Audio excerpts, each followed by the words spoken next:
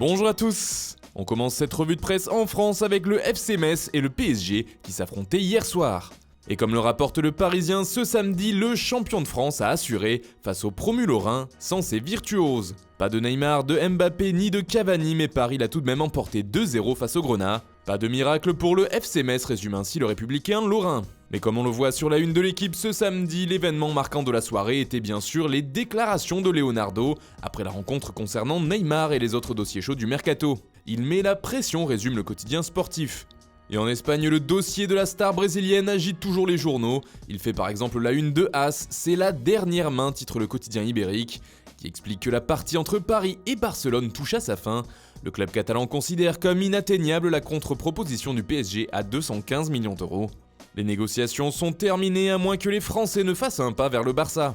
D'après Mundo Deportivo, la piste Neymar est quasiment abandonnée. Le journal catalan explique que le club a dit à Valverde et au taulier du vestiaire blaugrana que le transfert était impossible. Selon Sport, on est à la limite. Le Barça espère que les dirigeants parisiens vont encore déplacer les pièces sur l'échiquier. Le média affirme aussi que de son côté, Neymar resterait optimiste et confiant concernant son transfert à Barcelone. On reste en Espagne avec le Real cette fois. Si la Casablanca est en train de boucler l'opération Navas-Areola, elle pourrait encore bouger sur le marché des transferts. En effet, d'après Marca, Madrid aurait encore une sacrée cagnotte de côté, juste au cas où. Le club de Florentino Pérez se tient prêt, si un transfert est possible, l'argent ne sera pas un problème. Le journal parle d'un budget de 155 millions d'euros et ajoute que Zidane insiste toujours sur Pogba. Le cas Neymar reste aussi une possibilité selon Marca.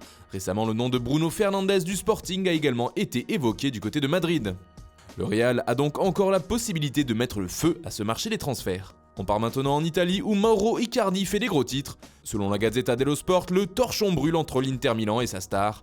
L'attaquant argentin aurait décidé de lancer des poursuites judiciaires contre son employeur. Il exigerait par ce procédé sa réintégration immédiate dans l'effectif du club. En parallèle, il réclamerait la modique somme d'1,5 million d'euros pour le préjudice subi.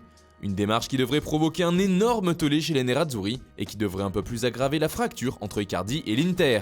Toujours en Italie, le Corriere dello Sport aussi parle de cette guerre désormais ouverte.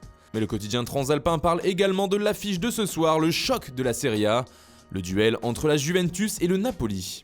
Pour le Corriere, c'est trop tôt, un Juve-Naples qui devient un match sans certitude, car Maurizio Sarri sera absent, lui qui soigne sa pneumonie. La vieille dame évoluera, elle, sans Giorgio Chiellini, victime d'une rupture du ligament croisé antérieur. Il devrait être remplacé par Matthijs de Ligt qui fait la couverture de Tuttosport. À ton tour, titre le journal, qui affirme que le néerlandais sera associé à Bonucci en défense. Enfin, pour le Quotidiano Sportivo, c'est le premier test, l'examen numéro 1 du championnat.